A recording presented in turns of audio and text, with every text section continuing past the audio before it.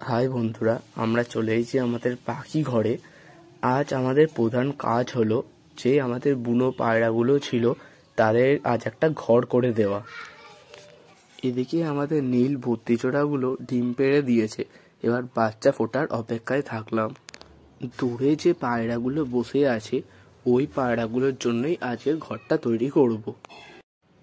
এই খোপটাই লাগাবো, এই খোপটা আমাদের ঘরেতেই ছিল আর এখানে দড়িগুলো এনে নিয়েছি, চলো লাগিয়ে নেওয়া হোক। খোপটা আমাদের লাগানো হয়ে গেছে, এবার পায়রা কি পছন্দ করবে খোপটাকে দেখা যাক। তাহলে আজকের জন্য এতটাই, ফের কাল দেখা হচ্ছে। হর হর মহাদেব।